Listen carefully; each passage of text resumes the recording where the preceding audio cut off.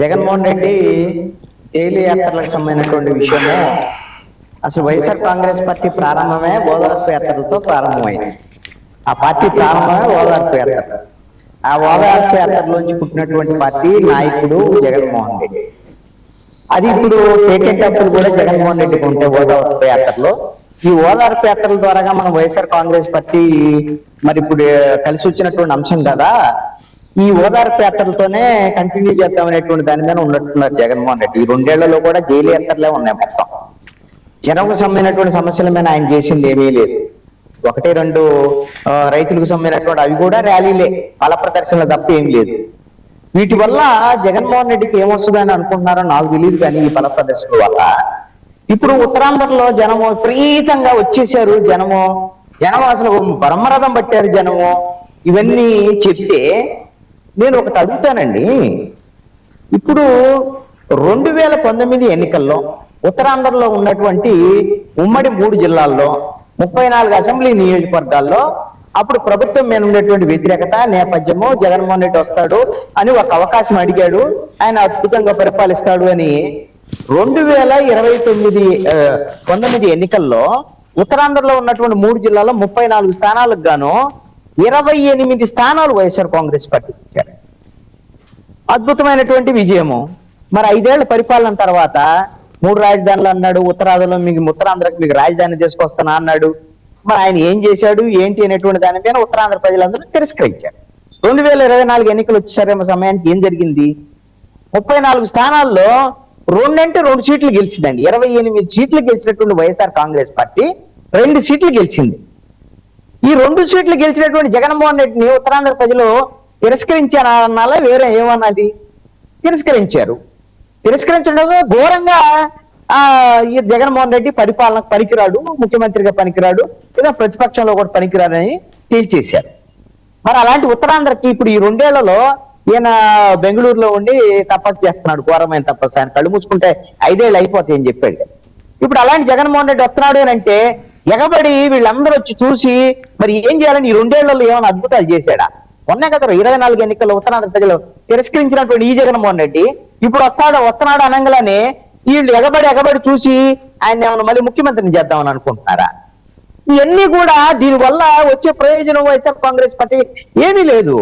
ఇప్పుడు ఏమి నైతికంగా కూడా ఏమైనా చెప్పుకోవాలి అంటే ఇప్పుడు జగన్మోహన్ రెడ్డి చేసే జైలు యాత్రలన్నీ కూడా ఇప్పుడు ఈవీఎంలు పగలగొట్టిన కుంభకోణాలు చేసిన వాళ్ళని ఇప్పుడు ఈ విధంగా సిదిరి అప్పలరాజు మీద అక్రమమైన కేసు అన్నట్టు.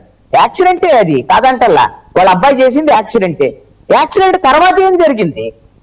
తర్వాత నిందితుడిని మార్చేటువంటి ప్రయత్నము, దానికి మాజీ మంత్రిగా ఉన్నటువంటి అప్పలరాజు సపోర్ట్ చేశాడని కదా ఆయన మీద కేసు వచ్చినటువంటి పరిస్థితి. దాని మీద ఆయన ఈ రోజున అరెస్ట్ అయ్యి జైలుకి వెళ్ళాడు. మరి అలాంటి నేరారోపణలు ఎదుర్కొనేటువంటి సిదిరి అప్పలరాజుని ఈ రోజున పరామర్శించడానికి వెళ్ళినటువంటి జగన్మోహన్ రెడ్డి మరి కనీసంగా చనిపోయినటువంటి కుటుంబాన్ని కూడా పరామర్శిస్తారు అని చెప్పుంటే, ఆ గొర్రెల కాపరి పాపం తిరగాడు చనిపోయాడు అనుకుంటే కనీసమైనటువంటి ఏదో వాళ్ళు చనిపోయిన వాళ్ళని కూడా పరామర్శిస్తున్నాడని అనుకోవడానికి అవకాశం ఉండేది.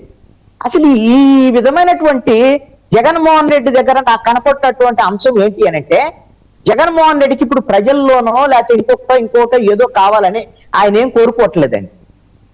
తమ నాయకులు ఎవరైతే ఉన్నారో వాళ్ళు తప్పులు చేసినా, కుంభకోణాలు చేసినా, అవినీతి చేసినా, అప్రజాస్వామికంగా ఈవీఎంలు పగలగొట్టినా వాళ్ళకి ఏ ఇబ్బంది లేదు, నేను మీకు మద్దతు ఇస్తున్నా, మీరు నాకు మద్దతు ఇవ్వండి అని వాళ్ళ ఆ నాయకులు, తప్పు చేసినటువంటి నాయకులైనా సరే వాళ్ళ నాయకుల్ని కాపాడుకుంటే చాలా అసలు పార్టీ ఉంటే చాలు అనేటువంటి ఆలోచనకి ఏమన్నా జగన్మోహన్ రెడ్డి వెళ్ళాడా అనేటువంటి అనుమానం కలుగుతోంది. సో ఈ విధంగా ఈ తప్పులు చేసినటువంటి వాళ్ళని, అవినీతి చేసినటువంటి వాళ్ళని ఈ విధంగా పరామర్శించేటువంటి సంకేతం ఏందో మరి ఈ విధమైన పరిస్థితి నాకు అర్థం కావట్లేదు. ఇప్పుడు ఒకళ్ళని మొన్న మిస్ అయ్యాడు జగన్మోహన్ రెడ్డి. ఇంతకు ముందు వైఎస్ఆర్ కాంగ్రెస్ పార్టీ ప్రభుత్వంలో డ్రైవర్ సుబ్రహ్మణ్యాన్ని చంపి డోర్ డెలివరీ చేశాడు కదా అనంతబాబు. అతను మళ్ళీ ఈ మధ్యకాలంలో సాక్ష్యాలను తారుమారు చేస్తున్నారని ఈ మధ్యకాలంలో అరెస్ట్ అయ్యాడు. మరి అప్పుడంటే ముఖ్యమంత్రి కాబట్టి ఆయన ఎవరిని పరామర్శించలేదు జగన్మోహన్ రెడ్డి. మరి ఇప్పుడు అందరిని పరామర్శిస్తున్నావుగా, ఆ పాప అనంతబాబును కూడా పరామర్శిస్తే పోయేది అని అనిపిస్తుంది. నాకు తెలిసి అయితే జగన్మోహన్ రెడ్డి వెళుతున్న తీరు, ముఖ్యమంత్రిగా ఏ విధంగా అయితే ఫెయిల్ అయ్యారో ప్రతిపక్ష నాయకుడుగా అట్టర్ ఫ్లాప్ అయినటువంటి పరిస్థితి కనపడుతోంది. ఇది నా అభిప్రాయం. ఎందుకు అనంటే ఈ 2 ఏళ్లలో జగన్మోహన్ రెడ్డి ఏ ఒక్క ప్రజా సమస్యను కూడా తీసుకొని తన పార్టీని ప్రజల తరపున పోరాడేటువంటి ప్రయత్నం చెయ్యటం లేదు. ఇది జగన్మోహన్ రెడ్డి యొక్క ఫెయిల్యూరు. జగన్మోహన్ రెడ్డి బయటికి రావాలి. జగన్మోహన్ రెడ్డికి బయటకు వచ్చినప్పుడు ప్రదర్శన జరగాలి. అది జైలు యాత్ర కానివ్వండి, లేకపోతే ఏ యాత్ర అయినా కానివ్వండి, అదే లేకపోతే ఎవరైనా చనిపోతే చావు యాత్రకు సంబంధించినటువంటి కావాలి. అన్నిట్లో జగన్మోహన్ రెడ్డి ఉండాలి సెంటర్ పాయింట్.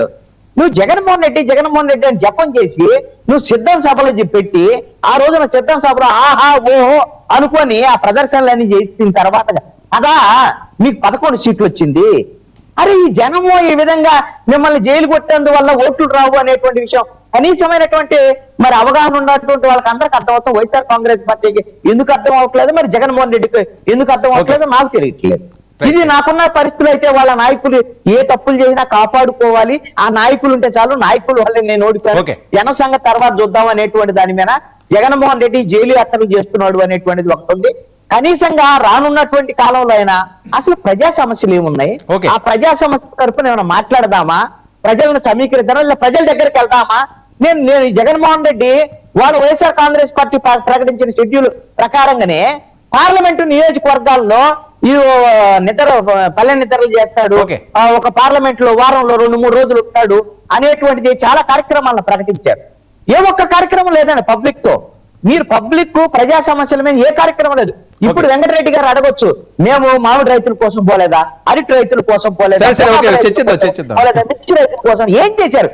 మీరు చేశారు కదా. ఆ ఒక్కరోజు పట్టబగలు అడావుడి జగన్మోహన్ రెడ్డి జై జై అంటే జగన్మోహన్ రెడ్డి ప్రదర్శన, దాని వల్ల వచ్చిన ఒరిగేటువంటి వ్యవహారం. రమ్య గారు సారీ, చాలా సమయం వెయిట్ చేశారు. ఒకటి జగన్మోహన్ రెడ్డి గారు ఈరోజు టూర్ అంశం, మరొకటి మీ నారా భువనేశ్వరి గారు ఆవిడ ధర్మాగ్రహం. సో జగన్మోహన్ రెడ్డి గారు టూరు ఏంటి, ఆ జనసమూహం అసలు అన్ని గంటలు పట్టింది అంటే ఆయన ములాఖాత్కి వెళ్ళి ఆయన అనుకున్న కార్యక్రమాన్ని అవ్వకుండా చేసేశారు ఉత్తరాంధ్ర ప్రజలందరూ కూడా. సో అంతలాగా జగన్మోహన్ రెడ్డి గారిని కోరుకుంటున్నారు, మేము ఏం చేయగలం అంటున్నారు. ముందుగా జగన్మోహన్ రెడ్డి గారు శ్రీకాకుళం వస్తున్నారంటే నేనైతే బాధిత కుటుంబాలను పరామర్శిస్తున్నారు అనుకున్నానండి జనరల్ గా. కానీ నిందితుల కుటుంబాన్ని పరామర్శించడానికి వస్తున్నారని చెప్పేసి తర్వాత అర్థమైందనమాట. జనం అంటారా, ఇందాక మనం చూస్తే ప్లకార్డ్స్ పట్టుకొని పెద్ద పెద్ద ఫ్లెక్సీలు వేసుకొని ఆయన ప్లాంట్ గానే వచ్చారు. నిజంగా ఆయన వెళ్ళి కలవాలి అనుకుంటే 16 నెలలు జైల్లో ఉన్న జగన్మోహన్ రెడ్డి గారికి ములాఖత్ నియమాలు తెలియవా అండి? నేను సూటిగా అడుగుతున్నాను ప్రశ్న. 16 నెలలు ఆయన జైల్లో ఉన్నారు, ఆయన తెలిసి ఉంటాయి కదా నియమాలు ఏంటో. పైగా టైం దాటిపోయిన తర్వాత వెళ్ళి అధికారులు ఆపేశారు, బార్గేట్లు పెట్టారు అని అంటే బార్గేట్లు జనరల్ గా ఉంటాయి, ట్రాఫిక్ ఉంటది. వర్మగారు మీరు వెళ్ళేటప్పుడు, మీరు స్టూడియోకి వెళ్ళేటప్పుడు మీకు ఎక్కడ బార్గేట్లు కనిపించవా? బార్గేట్లు దాటుకొని వెళ్ళరా మీరు ఎక్కడ? ట్రాఫిక్ నియమాలు అనేవి ఉంటాయి. బార్గేట్లు జగన్మోహన్ రెడ్డి గారి గురించి పెట్టినవేమీ కాదు. ఇంకొక విషయం ఏంటంటే వీళ్ళు తెలుసుకోవాల్సింది ఏంటంటే, ఈయన బల ప్రదర్శన చేయకుండా జనాలకి దండాలు పెట్టకుండా కారులో కూర్చొని వెళ్ళిపోయి ఉంటే అరగంట ముందే వెళ్ళి అరగంట సేపు అక్కడ కూర్చొని పరామర్శించి వచ్చేవాళ్ళు. కానీ ఆయన పరామర్శకేమి వెళ్ళలేదు. పైగా జగన్మోహన్ రెడ్డి గారు ఇవాళ రిటర్న్ వచ్చేస్తున్నారని తెలిసింది నాకు కూడా. ఆయన వచ్చేసి ఏం చేయాలండి? ఆయన ప్రతిపక్ష నాయకుడు కూడా కాదు కదా. నిజంగా పరామర్శకు వెళ్ళుంటే అక్కడే ఇవాళ ఉండి పరామర్శించి రావచ్చు కదా. అంటే ఆయన టూర్ ప్లాన్ ఏంటి? జనాలను పోగు చేసుకున్నారు, నాకు ఇంతమంది జనం ఉన్నారు, పేడ్ ఆర్టిస్టులే కదా వాళ్ళంతా, అర్థమవుతుంది కదా. పైగా వీళ్ళు ఏంటో చెప్తా ఉంటారు, మాకు ఇంతమంది ఉన్నప్పుడు మరి వాళ్ళకి మొన్న 11 సీట్లు మాత్రమే ఎందుకు వచ్చాయి? నిజంగా జనాలు ఉన్నారు, జగన్మోహన్ రెడ్డి గారికి ఓట్లున్నాయి, మరి 11 సీట్లు మాత్రమే ఎందుకు వచ్చాయి? ప్రతిపక్ష హోదా కూడా ఎందుకు రాలేదు జగన్మోహన్ రెడ్డి గారికి?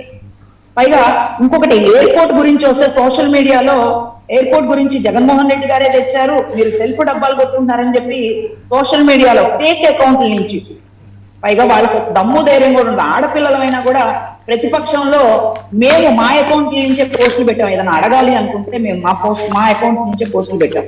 కానీ ఫేక్ అకౌంట్స్ లో వీళ్ళు మాట్లాడేది ఏంటో తెలుసా? వీళ్ళు అన్ని అడిగేది ఏంటో తెలుసా? జగన్మోహన్ రెడ్డి గారు ఆ రోజు చెప్పారు, నరసాయమ్మ గారు వచ్చి ఈయనతో చెప్పారంట. మరి వీడియో మరి వెంకటరెడ్డి గారు చూసారో లేదో, నరసాయమ్మ గారు వచ్చి చెప్పారు, నరసాయమ్మ గారు వచ్చి మాట్లాడారు. నేను గెలవగానే తీసేస్తాను, నేను గెలవగానే వచ్చేసి ఎయిర్పోర్ట్ తీసేస్తాను, అసలు ఎయిర్పోర్ట్ రానికుండా చేస్తానన్న జగన్మోహన్ రెడ్డి గారు మరి ఈ రోజు ఎయిర్పోర్ట్ తీసుకొచ్చారు. ఎర్ర బస్సే రాదు ఆ ఊరికి, ఎయిర్ బస్ ఎలా వచ్చిందని మాట్లాడారు ఆ రోజున. మరి ఈ రోజున జగన్మోహన్ రెడ్డి గారే ఎయిర్పోర్ట్ తీసుకొచ్చారని మాట్లాడుతున్నారు. ఎలా మాట్లాడతారండి? ఆ రోజున కియా చూస్తే, కియా మనం తీసుకొస్తే రోజా గారు వెళ్ళి రిబ్బన్ కట్ చేస్తారు. అమ్మవారి గుడి దగ్గర బ్రిడ్జ్ మనం తీసుకొస్తే వీళ్ళు వెళ్ళి ఓపెనింగ్లు చేస్తారు. ప్రతి ఒక్కటి ఇలా మేమే చేస్తామని ఎన్ని ఫేక్ డ్రామాలు ఆడతారు. 2016లో 2502 ఎకరాలు తీసుకున్నారు. కనీసం ఈయన అమరావతి 3 ముక్కల ఆట ఆడినప్పుడు కూడా వైజాగ్ రాజధాని కనీసం ఎకరం కూడా భూసేకరణ చేయలేదు జగన్మోహన్ రెడ్డి గారు. ఇప్పుడు ఎయిర్పోర్ట్ అంటే దానికి అది మన సమయం లేదు, అది వేరేగా డైవర్ట్ అవుతుంది. ఈ రోజు ఈయన పెద్ద ఎత్తున జనాలు వస్తున్నారట, జగన్ వైపు జనం చూస్తున్నారట. జనాలు అయితే రాలేదండి, అది ఫుల్ గా ప్రీ ప్లాన్డ్ గా ఎక్కడికక్కడ సెంటర్స్ ఇన్ఛార్జుల్ని తీసుకొచ్చి ఇన్ఛార్జుల్ని వాళ్ళ పైన భారం వేయడానికి మీరు ఇంతమంది జనాలను తీసుకొచ్చాను వాళ్ళకు టార్గెట్ పెట్టి తీసుకొచ్చిన అంశమే తప్పితే జనాలు భువనేశ్వరి గారు ఆవేదన ఏంటి? భువనేశ్వరి గారు ఏంటి మరి అసెంబ్లీ సాక్షిగా ఆవిడ ఈ రోజు ప్రజల్లోకి వచ్చి మాట్లాడారు. నిజంగా ఆవిడ ఎంత బాధపడి ఉంటే ఈ రోజున ఆవిడ ప్రజల్లోకి వచ్చి జనాల్లోకి వచ్చి మాట్లాడి ఉంటారండి భువనేశ్వరి గారు. నన్ను అసెంబ్లీ సాక్షిగా ఇంత అవమానించారు అని. ఆ రోజున మరి మహిళల గురించి అక్కడ దాకా ఏంటంటే ఈ రోజు ఒక తల్లిగా కూతురిగా దేశ రక్షకురాలుగా ఉన్న మన పోలీస్ అధికారి మీద మరి వైసీపీ వాళ్ళ అరాచకం చూశారుగా. అసెంబ్లీలో ఆడవాళ్ళని తీసుకొచ్చి రాజకీయంగా మరి తండ్రి సీఎం గా చేశారు, భర్త సీఎం గా చేశారు, కొడుకు ఐటీ మంత్రిగా ఉన్నా కూడా ఏ రోజు ఆవిడ రాజకీయంగా మాట్లాడలేదు. ఆవిడని కూడా తీసుకొచ్చి మీరు అంతా నీచంగా మాట్లాడుతుంటే కనీసం ఇలా మాట్లాడకూడదు, ఆడవాళ్ళ గురించి ఆపండి అని చెప్పలేని జగన్మోహన్ రెడ్డి గారికి ఆడవాళ్ళ ఓట్లు కావాలి, ఆడవాళ్ళు ఓట్లు వేయాలి. కానీ ఈయన చేసేది ఏంటి అనంటే ఏమీ ఉండదు. ఆడవాళ్ళ కోసం దిశ మారుస్తాం, దశా చట్టాలు పెట్టాం, దిశ మార్చి పారిపోతుంది అని మాట్లాడి ఇష్టానుసారంగా ఆడవాళ్ళ మీద నిందలేస్తారు వీళ్ళ పార్టీ వాళ్ళు. మరి జోగి రమేష్ గారి కోడల గురించి వచ్చినప్పుడు మరి ఆవిడకి అండగా ఎందుకు నిలబడరండి జగన్మోహన్ రెడ్డి గారు?